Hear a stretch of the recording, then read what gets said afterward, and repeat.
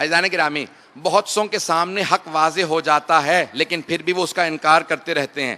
بعض اوقات انسان غلطی پہ ہوتا ہے، جان جاتا ہے میں غلطی پہ ہوں، اسے مان لینا، حق کو مان لینا، اس کا اقرار کرنا اور کفر کا ہمیشہ ساتھ نہ دینا، اس سے دوری اختیار کرنا، جہود. مولا فرماتے ہیں کہ یہ بے انتہا اہم ہے انسان کی عقل کے تکامل میں، عقل کے آگے بڑھنے میں. ایمان مکمل نہیں ہوتا. اب میں چند مثالیں جلدی جلدی پیش کروں گا صدر اسلام سے، حبیب خدا کی زندگی سے پیش کروں گا. بہت سے دیکھنے والے دیکھ رہے تھے حبیب خدا کو، بہت قابل تھے. کبھی آپ نے سوچا ہشام نامی ایک آدمی جسے سب سے زیادہ قابل مانا جاتا تھا، مشرکین ابو الحکمہ کہتے تھے، حکمت دانائی کا باپ، عقل کا باپ، لیکن اس نے رسول اسلام کو دیکھنے کے بعد انکار کر دیا کہ نہیں، نہ قرآن کو مانوں گا، نہ خدا کو مانوں گا، اور نہ انہیں اللہ کا رسول مانوں گا.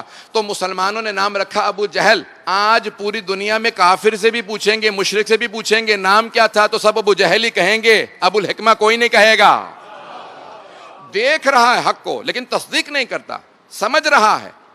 اب میں واقعہ پیش کرنا چاہتا ہوں اپنے نوجوانوں کے لیے، خاص طور سے صدر اسلام کا، حبیب خدا کا.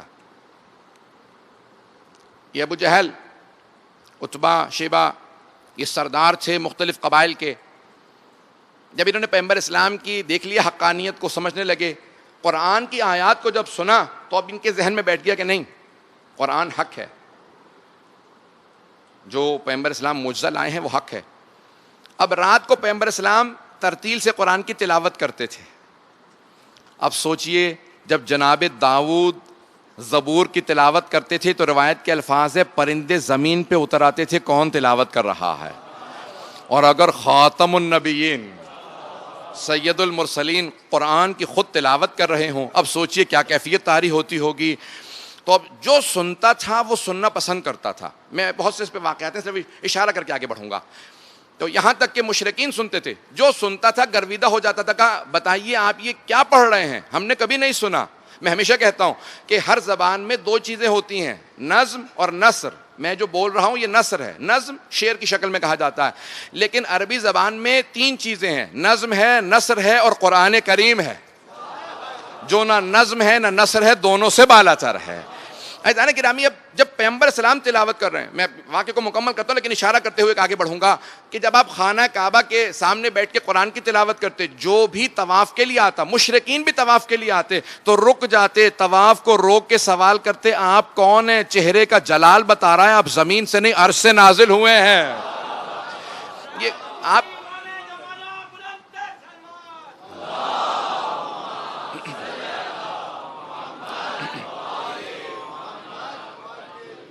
عزیزان گرامی، لوگ پیغمبر اسلام کی تلاوت سننا چاہتے تھے. یہاں تک کہ روایات میں نے خود دیکھا، تاریخ میں لکھا ہے، شیعہ سنی علماء سب نے، مورخین نے لکھا ہے کہ ابو لہب، ابو جہل خانہ کعبہ کے چاروں طرف جو مسجد الحرام ہے نا، اس کے دروازوں پہ کھڑے رہتے، افراد کو کھڑا رکھتے.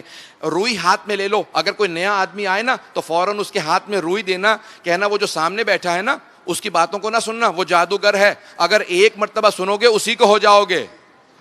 روئی دیتے، کہا سامنے کون بیٹھا ہے، کا نام محمد ہے، کانوں میں روئی دے لیتے. عزیزان گرامی، لوگ سنے بغیر فیصلہ کر لیتے ہیں، اسی کو کہا جاتا ہے حق کا انکار کرنا. ہم کہتے ہیں بغیر سنے بغیر دیکھے فیصلہ نہ کرنا. اگر کوئی بتا دے مجلسوں میں یہ ہوتا ہے، ذرا آ کے دیکھو، مجلسیں خود بتائیں گی کیا ہوتا.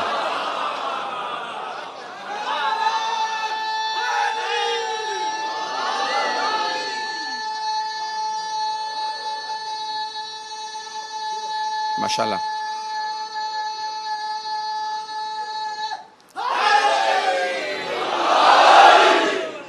بہت پیارے انداز سے سن رہا ہے، بہت پیارا سنا. عزیزان گرامی، اب وہ فوراً روئی دیتے کا کانوں میں ٹھوس لو، ان کی باتیں مت سننا، بات اگر سنو گے نا جادوگر ہیں، اپنا کر لیں گے. جناب ابو ذر غفاری سے متعلق ملتا ہے، جب وہ آئے نا تو ابو لہب نے کہا یہ روئی لے لو. کہا روئی کی کیا ضرورت ہے، طواف کرنے آیا ہوں. کہا طواف کرنا، لیکن سامنے جو آدمی بیٹھا ہے نا وہ جادوگر ہے، باتیں نہ سننا. انہوں نے روئی کانوں میں ٹھونسی، طواف کرنا شروع کر دیا. خود ہی بتاتے ہیں طواف کر رہا تھا، دوسرا یا تیسرا شوط تھا، چکر تھا خانہ کعبہ کا ہر دفعہ کعبے سے توجہ ہٹ چکی تھی اور میری نگاہیں انہی کی طرف بار بار جاتی تھی جو تلاوت کر رہے تھے، مسکرا کے دیکھتے تھے. میں نے سوچا کتنا بڑا جادوگر ہو سکتا ہے, کیا کہے گا, میں جاننا چاہتا ہوں. روئی نکالی, طواف چھوڑا, آیا, کہا آپ کہتے کیا ہیں, جاننا چاہتا ہوں. کہا میں کہتا ہوں کہ جو بت رکھ دی ہے نا, یہ خدا نہیں ہے, خدا ایک ہے, کائنات کا بنانے والا, اس نے مجھے رسول بنا کے بھیجا. کہا اگر میں مان لوں تو کرنا کیا ہوگا. کہا نہ تجھ سے پیسہ چاہیے, نہ دولت چاہیے, نہ کچھ, تجھ سے کچھ نہیں چاہیے, تیرے لیے جنت کی شفاعت لے کے آیا ہوں, جہاں جا یہی پیغام ساتھ لے جا.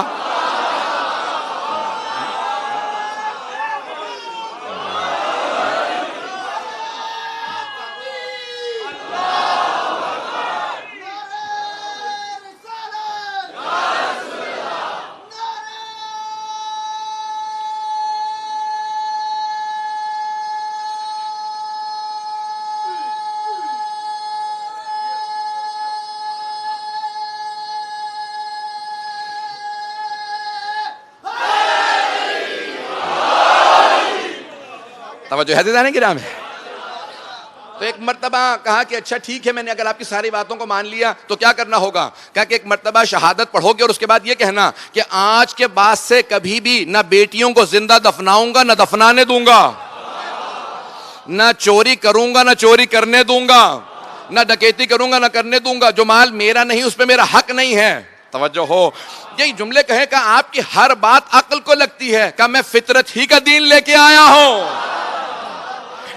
آپ کی ہر کہا بھائی مجھے آپ مسلمان کر لیجئے. بس پیغمبر اسلام نے فوراً ان کو کلمہ پڑھایا, انہوں نے فوراً کلمہ پڑھا. اور وہیں پہ دیکھیں سچائی کیا ہے. جناب ابو ذر غفاری سے متعلق پیغمبر کی حدیث ہے نا کہ میرے صحابہ میں کوئی اتنا سچا نہیں ہے. حدیث کے الفاظ پورے یہ ہیں کہ نہ آسمان نے سایہ کیا, نہ زمین نے اٹھایا, اتنا سچا ہم آل محمد کے بعد جتنا کہ ابو ذر غفاری. تو جناب ابو ذر نے فوراً اعلان کیا. صرف اشارہ کر کے آگے بڑھ رہا ہوں, مجھے واقعہ پیش کرنا ہے کہ حق کا انکار نہیں کرنا چاہیے, تصدیق کرنی چاہیے. تو جناب ابو ذر نے فوراً وہیں پہ پیغمبر اسلام کے سامنے دعوت دی. کا او مکے والو, میں اعلان کرنا چاہتا ہوں کہ تم سب غلط ہو, یہ جو اللہ کے رسول محمد ہیں یہ صحیح ہیں, میں ان کی تصدیق کرتا ہوں. اب کیا ہونا تھا, ایک مرتبہ سارے مشرکین نے, ابو لہب نے اشارہ کیا, سب نے انہیں گرا کے مارنا شروع کر دیا. جناب پیغمبر اسلام نے جناب امیر کو اشارہ کیا, کہا ابو ذر کو آگے بڑھ کے چھڑواؤ.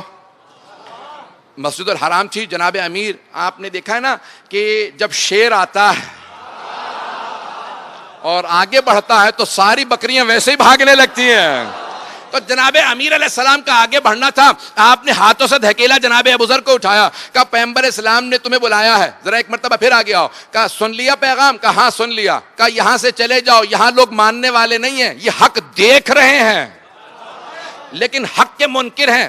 میرا سلام ہو میری آخری امت پہ, بغیر دیکھے مجھ پہ ایمان لائیں گے.